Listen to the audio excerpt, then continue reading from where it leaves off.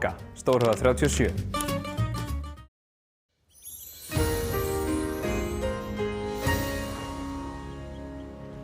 Já, komið sæl.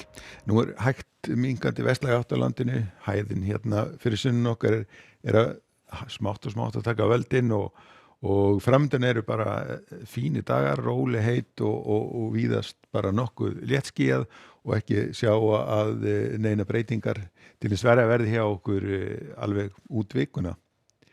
Og ef við skoðum hitasvið að þá mildur loftmassi sem að mun leika yfir landið næstu daga, þannig þetta þýðir að hitatölur þær munu verða víða hátt í 10-11 stig, en aftur á móti það verður nú heiðríkja mikið hjá okkur, þannig að við getum alveg búist við að það verði nokkuð víða næturfrost einnig.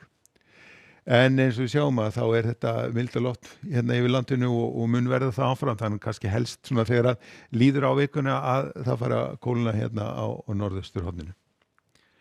Og svona lítur þá Íslandskortið út á morgun, það hæg breytileg átt á landinu, víða léttskýjað eða jafnvel heiðskýrt og við sjáum að hámarkshitutölurnar eru víða yfir 10 stigum. Og síðan áfram á þriðjudeginum að þá eru ekki mikla breytingar, áfram hæg breytileg átt hjá okkur. Hitatölurnar á svipuðu róli, helst það sem að við sjáum hérna að það verður kannski eitthvað meira skýjað við vesturströndina.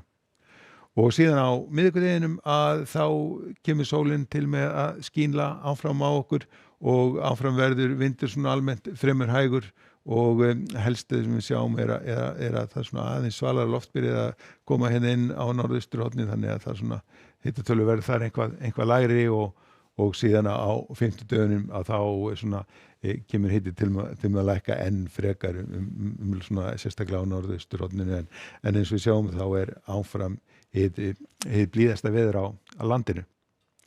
Við skulum kíkja aðeins á hvað að gerast í kringum okkur. Við sjáum hérna þessa mikla hæð sem að að stjórna veðrinu hjá okkur fyrir sunnanland og það verður svona þokkalegasta veður hérna á Bretlands, svona hægur vindur almennt, en svona lægð hérna sem að kemur til með að áhrif í Finnlandi og Svíþjóð einnig, en almennt ennú svona hitatölurnar að hækka eftir að það búið að vera ansi svalt, en það mun nú væntanlega snjóa eitthvað í Alpana, en hérna við fyrir niður á Balkanskagann þá nú farið að leta þar verulega til og hitatölur byrjaðar að hækka og hitin komin í 20 stig.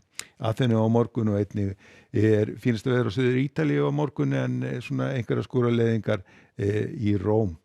Og við skulum fara að Atlantshafinu og það verður bjart bæði í Portúgal og Spáni á morgun. Helst að það verður eitthvað þungbúið hérna við norðausturströndina og gæti jafnvel rignt í Barcelona. En almennt einnig þokkalegasta veður í Frakklandi, þó að hitatölur þar séu eitthvað lægri.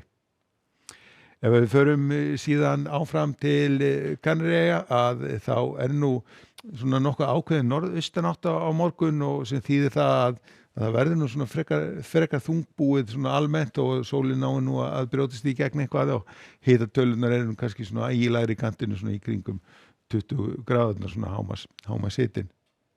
Við skulum fara vestur haf og þar nú alltaf létta til þetta úrkomusvæði sem búið að valda vandræðum helgina, bæði hérna sunnan og austan til að það nú komið hérna út á Atlantshafið og gæti alveg orðið heiðskýrt bæði í New York og Washington á morgun, og einnig sólin farin að skína glatt hérna við Mexíkóflóann, og ef við förum á vesturströndina þá það líka einnig bjartviðri og hitatölurnar fara vel yfir 20 gráðurnar.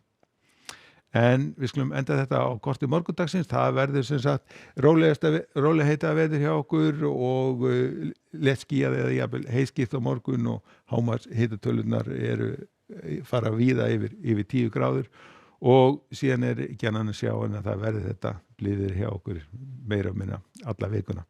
En við skulum segja þetta gott að vera í kvöld. Verið sæl.